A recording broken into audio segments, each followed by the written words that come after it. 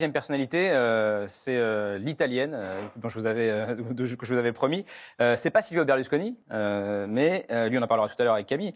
Non, c'est Antonio Gramsci. Antonio Gramsci, Thomas, un intellectuel marxiste qui a théorisé ce qu'on appelle l'hégémonie culturelle. Oui, alors Gramsci, d'abord, c'est l'un des fondateurs du Parti communiste italien, qu'il dirigea de 1924 à 1927, date à laquelle Gramsci est emprisonné par Mussolini. Il sortira de prison en 1937 et mourra juste après. Et c'est en prison qu'il écrira ses cahiers de prison, que je conseille à tout le monde, c'est vraiment de la grande littérature politique, où il s'interroge pourquoi la révolution russe n'a-t-elle pas triomphé ailleurs, ne s'est-elle pas diffusée ailleurs. Et il explique, c'est parce que les esprits n'avaient pas été préparés, les bourgeois avaient, c'est le terme que vous avez employé et qu'il emploie, avaient encore l'hégémonie culturelle. En d'autres termes, la conquête du pouvoir n'est pas que politique, elle est aussi, et peut-être d'abord, culturelle. Alors cette leçon, elle a été entendue par une jeune génération d'intellectuels de droite dans les années 70, des gens qu'on appelle la nouvelle droite. Et l'un de ces leaders, c'est Alain de Benoît, qui est invité d'apostrophe. Bernard Pivot n'en revient pas, il se revendique de Gramsci. On regarde. Vous savez, toutes les théories de l'italien Antonio Gramsci, la façon dont il a mis l'accent sur l'importance de l'influence culturelle dans nos sociétés. Et Gramsci était bien entendu un marxiste, mais ce qu'il disait du point de vue méthodologique, je crois, peut concerner toute famille de pensée. Oui, ça paraît bizarre que Gramsci soit au premier rayon de votre bibliothèque, non?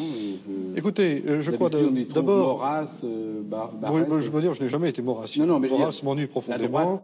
Alors cette nouvelle droite va militer et milite encore pour des passerelles entre la droite et l'extrême droite. Et depuis, les droites n'ont cessé de se revendiquer de l'héritage de Gramsci. Et on en a un nouvel exemple cette semaine. Je ne sais pas si vous avez lu ce qu'a dit Marion Maréchal Le Pen cette semaine dans Valeurs Actuelles. Je la cite. « Depuis le début de la Ve République, l'ensemble des vecteurs de pensée est détenu par la gauche. Elle infuse sa domination culturelle quasi hégémonique. » Et elle termine, « Il est temps pour nous aussi d'appliquer les leçons d'Antonio Gramsci. » Donc d'Alain de Benoît à Marion Maréchal Le Pen aujourd'hui.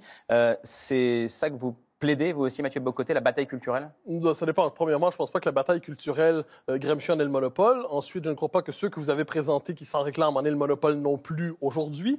Donc, il faut rappeler que Gramsci est encore lu à gauche aujourd'hui, soit dit en passant. Bien sûr. C'est un auteur qui est lu à gauche, au centre, à droite. En fait, il est lu par tous ceux, finalement, qui comprennent que la bataille politique n'est pas que bataille électorale, que la bataille politique met en scène des représentations, met en scène des symboles, met en scène des affects aussi. Et de ce point de vue, je pense qu'on peut parfaitement référer en bien ou en mal à Gramsci. La question n'est pas là, sans pour autant voir qui l'utilise ou qui, en fait, je dirais même, cite son nom, sans peut-être même l'avoir lu quelques fois. Mais s'il faut se battre contre l'hégémonie actuelle, qui a l'hégémonie aujourd'hui? Contre qui il faut se battre? Alors là, la question est fondamentale. Je pense que ça dépend si on parle de l'axe économique ou de l'axe culturel. Sur l'axe économique, j'ai l'impression que fondamentalement, nous sommes dans une époque acquise à la mondialisation libérale. Et de ce point de vue, une critique de l'hégémonie est aussi une critique du capitalisme. Sur le plan culturel, je pense que nous sommes aussi acquis à une époque vouée à la déconstruction des nations, à la déconstruction des frontières, à la remise en question des identités, à l'assimilation même du conservatisme à la réaction, pour reprendre vos mots de tantôt. Alors, de ce point de vue, la bataille est probablement sur le plan culturel, plutôt sur le plan conservateur. Mais il faut définir de quelle hégémonie on parle. Et une fois que c'est dit, il faut éviter de simplement répéter le mot Gramsci à la manière d'un symbole comme quoi, vous voyez, je lis à l'extérieur de ma bibliothèque habituelle. Et si on le lit vraiment, on risque de trouver même autre chose qu'une théorie de la domination culturelle chez lui. Et si je résume et que je me dis quelle bataille vous pourriez mener au nom de Gramsci, ce serait une bataille conservatrice et contre la mondialisation libérale. Personnellement, la question qui me semble la plus importante, cela dit, c'est la question aujourd'hui de ce que j'appelle le retour des médiations, le retour des appartenances, qu'il s'agisse de la langue, de la culture, de la frontière, parce que la condition de l'universel, c'est l'enracinement. La possibilité de se projeter vers l'autre, c'est d'abord être soi. Et de ce point de vue, une réflexion qui réhabilite la légitimité des appartenances me semble nécessaire.